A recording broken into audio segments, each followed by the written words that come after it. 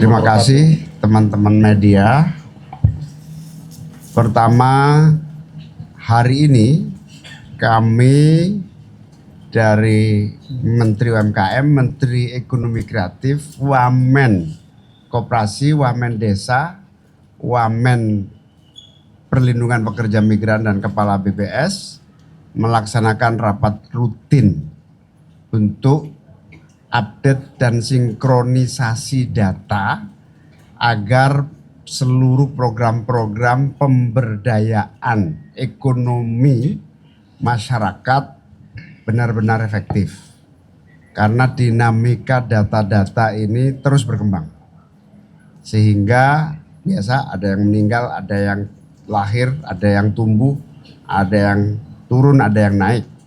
Data ini terus akan kita sinkronisasi sehingga semua program-program pemerintah menjadi tepat sasaran. Yang kedua, kita terus bekerja untuk mengatasi persoalan-persoalan yang sedang kita rasakan menjadi agenda masyarakat dan problem kehidupan kita. Yang pertama, pengangguran. Pengangguran, kita akan terus bekerja keras agar tercipta lapangan kerja baru, baik yang ada di desa, melalui UMKM di desa maupun di kota, melalui koperasi desa, dan melalui kegiatan-kegiatan yang dilakukan oleh kementerian sektor-sektor yang ada. Termasuk memperkuat kualitas dan sistem penempatan tenaga kerja kita di luar negeri. Ini terus akan kita lakukan dalam konteks memperluas lapangan kerja kita. Yang kedua, kita memang harus terus melakukan konsolidasi antar kementerian agar upaya kita memberi ruang dan peluang untuk tumbuh naik kelas yang UMKM, usaha ultra kecil menengah, naik kelas menjadi usaha mikro kecil dan menengah. Nah, naik kelas ini nanti Pak Maman Abdurrahman, Menteri UMKM akan menjelaskan bagaimana proses naik kelasnya pelaku usaha. Koperasi desa juga menjadi andalan untuk menciptakan kegiatan ekonomi yang tumbuh di desa yang selama ini juga mengalami berbagai tantangan yang tidak mudah, termasuk menyiapkan antisipasi persaingan pelaku ekonomi yang sampai di level desa. Saya kira itu pengantar dari saya persilakan mulai dari Pak Menteri UMKM, dilanjut Menteri Kraf, lalu dilanjut Wamen. Kepala BPS, atau Kepala BPS dulu? Sudah terakhir saja. Oke, saya persilakan Pak Menteri UMKM. Ya, terima kasih Pak Menko. Agenda rapat ini adalah rapat yang diinisiasi oleh Pak Menko Caimin dalam rangka merespon tantangan publik untuk bagaimana kita bisa melakukan akselerasi percepatan pertumbuhan ekonomi. Dalam hal ini khususnya terkait usaha mikro, kecil, dan menengah. Tadi kami membahas khusus mengenai wilayah yang desil 5 ya, Cak Menko. Kalau desil 1, 2, 3, 4 itu di wilayahnya Kementerian Sosial. Nah, yang di wilayah kami adalah di desil 5 yang menengah ke bawah dan menengah naik di atas. Nah, tadi kami sudah mendapatkan arahan dari Pak Menko untuk bagaimana mendorong akselerasi percepatan dari sisi pembiayaan, akses permodalan, dan peningkatan kapasitas dari UMKM. Dan juga untuk bisa mensupport kepentingan dan akselerasi operasionalisasi koperasi desa Merah Putih. Nah, itu dimulai dari sinkronisasi pendataan semuanya, baik itu di Kementerian Desa, Koperasi, di Ekonomi Kreatif, dan BP2MI, dan juga dari BPS. Saya pikir itu. Dan tujuannya pada akhirnya tadi berdasarkan arahan dari Pak Menko adalah bagaimana bisa menaikkan membuka peluang lapangan pekerjaan sebesar-besarnya. Karena pada akhirnya UMKM tumbuh, toh membuka lapangan pekerjaan atau menyerap tenaga kerja. Itu kurang lebih. Pak Menteri Ekraf, silakan. Terima kasih Pak Menko. Kami hadir di sini juga intinya adalah untuk memberikan penguatan dan dukungan terkait dua hal. Yang pertama adalah penguatan profesionalisme terhadap subsektor atau pekerjaan di subsektor kreatif. Jadi untuk bekerja dan untuk berwirausaha. Keduanya ini kaitannya outputnya adalah subsektor ekonomi kreatif. Terima kasih kepada Pak Menko yang secara rutin mengkoordinir kami, mengingatkan kolaborasi juga atas arahan Bapak Presiden, terutama kolaborasi dengan berbagai pihak. Saat ini kami berkolaborasi dengan Kemensos untuk penguatan, terutama sekolah rakyat, ya, program sekolah rakyat khususnya tingkat SMA, untuk juga memberikan pelatihan-pelatihan ekraf sehingga selesai dari sekolah rakyat nantinya mereka mempunyai kualitas bekerja untuk di subsektor ekonomi kreatif. Dan kemudian juga dengan Kementerian Kopdes, Kementerian Koperasi terkait dengan program Koperasi Desa Merah Putih. Di situ juga keterlibatan kami untuk melatih afiliator-afiliator di setiap koperasi untuk menjual produk-produk kreatif di desanya. Kolaborasi juga dilakukan dengan Kementerian UMKM, kemudian juga dengan Kementerian Perdagangan dan sebagainya, tetapi intinya adalah menyiapkan tenaga kerja dan menyiapkan juga wirausaha baru di sektor ekraf. Kami juga berkolaborasi dengan BPS saat ini untuk mendukung program Sensus Ekonomi Nasional yang dilakukan 10 tahun sekali untuk lebih memetakan lagi, nanti dilakukan di awal tahun 2026, untuk kembali memetakan di mana potensi-potensi ekraf yang ada di berbagai daerah, terutama di kabupaten kota. Terima kasih. Silakan. Makasih Pak Menko. Jadi tadi yang dihasilkan juga salah satunya yang terpenting adalah perlunya urgensi basis data desa yang presisi atau akurat untuk membantu BPS DTSN-nya bisa lebih sempurna, yang nanti kesempurnaan data hasil dari validitas yang lebih tinggi lagi dengan konsolidasi data yang lebih baik tadi akan memudahkan kegiatan atau program-program yang dilaksanakan oleh pemerintah khususnya yang di bawah Pak Menko Pemberdayaan, supaya langkah-langkah dan program-program kami di masing-masing kementerian lebih tepat sasaran, lebih tepat guna, dan kemudian dampak dan hasil dari program-program, hasil dari validitas basis data yang kami tadi bersepakat untuk memberi penyempurnaan dukungan terhadap BPS itu bisa digunakan sebagai basis data pengambilan keputusan yang lebih baik gitu. Terima kasih, mungkin itu. Terima kasih Pak Menko. Saya langsung saja dalam rangka mempercepat pengentasan kemiskinan dan meningkatkan pertumbuhan kesejahteraan masyarakat desa. Ada dua program utama yang akan kami laksanakan.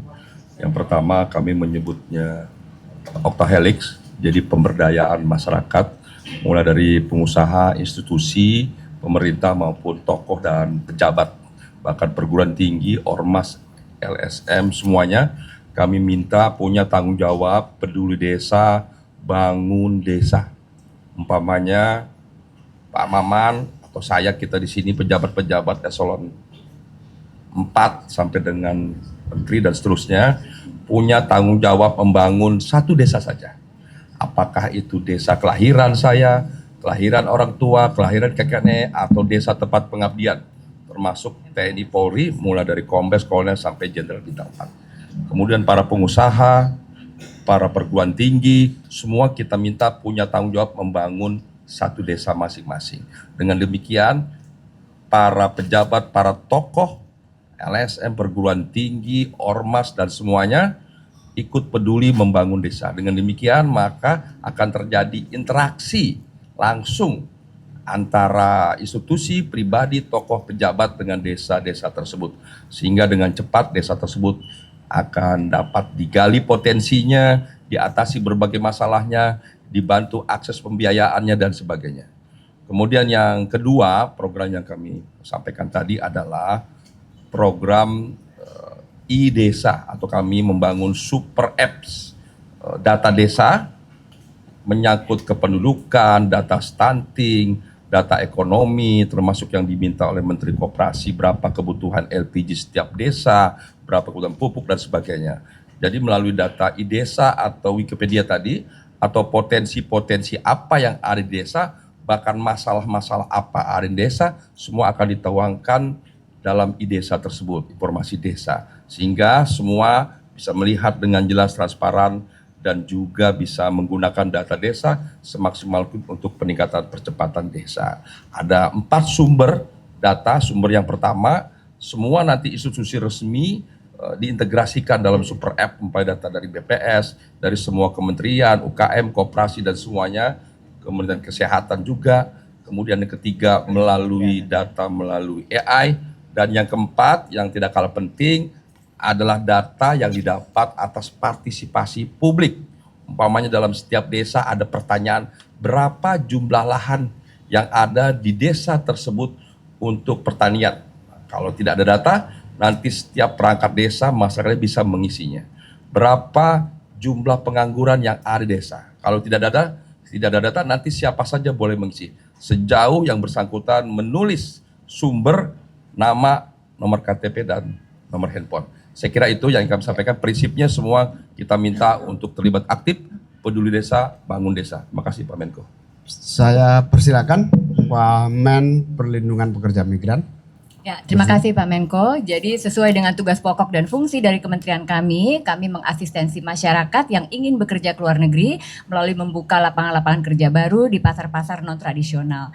Tadi sudah kami laporkan juga ada berbagai program yang sejauh ini sudah dilakukan, antara lain adalah pembentukan Migrant Center di berbagai universitas sebagai pusat akses informasi, sehingga masyarakat yang ingin mengakses informasi bagaimana bekerja ke luar negeri, kompetensi seperti apa yang dibutuhkan, bisa mendapatkan berangkatnya lewat mana dan lain-lain, migrasi aman, bisa mendapatkan informasi itu secara menyeluruh.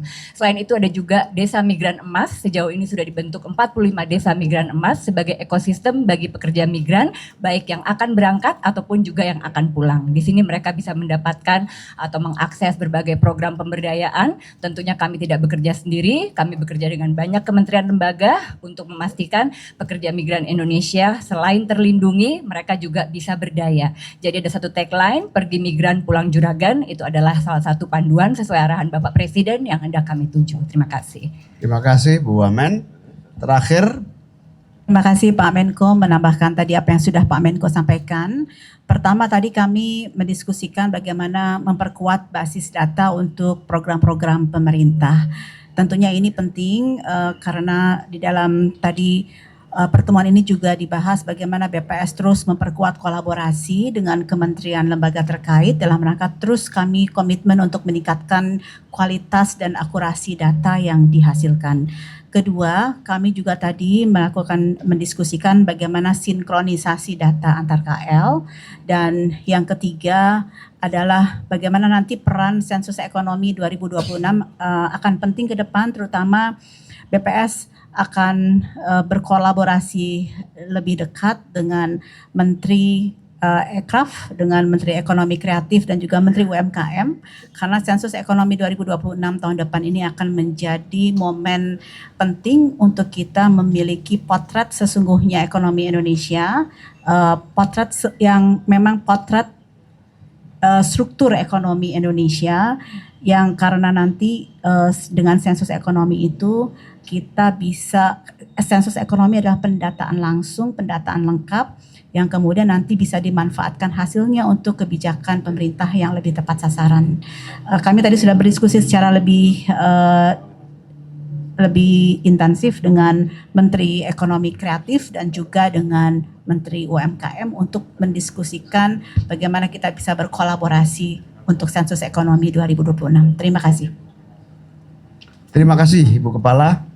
Jadi begitu saudara-saudara, kalau ada pertanyaan, ya silakan. Saya kira dari Pemprov ada 2 pertanyaan. Yang pertama, nanti bagaimana cara kolaborasi dari BPS itu untuk menghimpun data terkait masyarakat yang berada di desa 1, desa 5 dan atasnya itu bagaimana dan berapa lama dengan cara apa, itu yang pertama. Lalu yang kedua terkait penentuan masyarakat kelas menengah ke bawah itu kan nanti bisa jadi ada perputaran dari antara desil 1 akan naik ke desil seterusnya. Nah itu bagaimana cara dari kementerian sendiri untuk bisa menjaga stabilitas itu agar supaya desil yang di menengah tidak turun ke desil bawah. Lalu juga nanti bagaimana caranya supaya pemerintah ini bisa dibilang tadi untuk menciptakan lapangan kerja baru, apakah lewat kewirausahaan atau bagaimana, dan stimulus yang akan dilakukan itu seperti apa?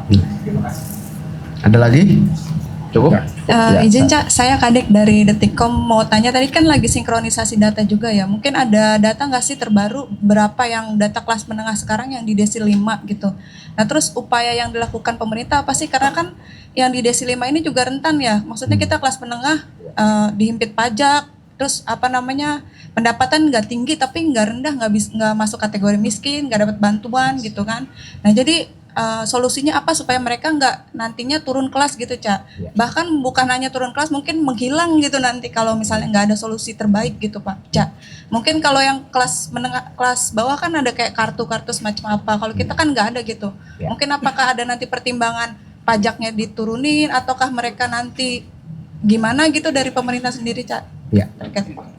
Baik, yang pertama soal manajemen peningkatan desil 1, desil 2 sampai kemudian desil 5, 6. Pertama, yang sudah kita temukan tadi adalah usia produktif di semua desil, termasuk desil 1 sampai 6. Nah, semua usia produktif inilah akan ditangani oleh masing-masing kementerian. Apakah usia produktif ini membutuhkan skill untuk bekerja, apakah usia produktif ini mau menjadi wirausaha untuk diakseskan kepada permodalan dan jenis-jenis usaha. Yang ketiga, apakah apakah desil 5 ke atas ini ditangani secara sungguh-sungguh melalui entrepreneurship, kewirausahaan. Nah ini caranya, satu, peningkatan kapasitas SDM, yang kedua kapasitas permodalan, ketiga akses pasar, keempat bahan baku. Nah ini kita dorong terus. Nah ini termasuk terus supaya kita bagi dari desil-desil yang ada ini, kita bagi supaya naik kelas.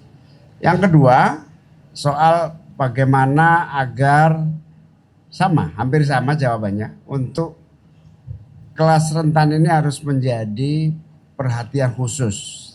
2 hal yang paling pokok. 1, akses permodalan bagi yang wirausaha. 2, bahan baku dan pasar. Ini terus digenjot oleh semua kementerian yang ada. Nah, itu yang wirausaha. Yang pekerja tentu kita tadi membahas juga modul-modul pelatihan yang disediakan oleh semua kementerian, sudah kita lakukan upaya yang disebut mengintegrasikan kurikulum sehingga skill yang bekerja menjadi lebih naik atau meningkatkan kapasitasnya. Detailnya Bu Kepala BPS mungkin bisa menanggapi soal data tadi.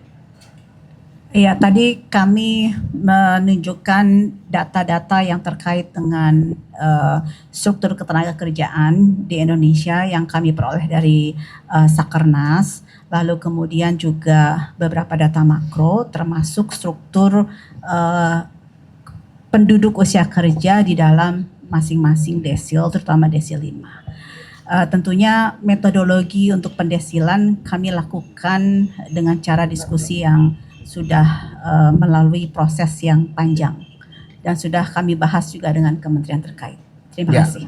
Jadi masing-masing desil, masing-masing kelas terapinya beda-beda. Nah soal pajak dan seterusnya itu nanti Kementerian Keuangan ya. Tapi tugas kami ini adalah untuk semua program-program UMKM, koperasi, desa, kemudian ekonomi kreatif tepat sasaran. Itu aja. Nah, soal stimulus, ya nanti Kementerian Keuangan akan menjadi tempat kita menyalurkan harapan-harapan yang berkembang. Kita bisa memahami berbagai kesulitan yang ada, tetapi sampai hari ini perlu saya sampaikan tidak ada kenaikan pajak apapun. Yang ada isu adalah kenaikan PBB di masing-masing daerah. Kenaikan pajak, beban pajak baru tidak pernah kita dengar sejak terakhir waktu itu bulan apa ya? Akhir tahun kemarin. Akhir tahun yang lalu. Jadi kalau ada isu pajak naik sampai hari ini tidak ada pajak naik. Yang ada adalah PBB yang itu pun dilakukan evaluasi. Jumlahnya kelas menengah tadi tidak ada data belum berapa, terus ada kenaikan atau ada penurunan jumlahnya? Nanti khusus sama Bu Masih dalam proses. Kepala BPS ya. Oke. Terima kasih semua. Semoga sukses semua. Siap. Terima kasih.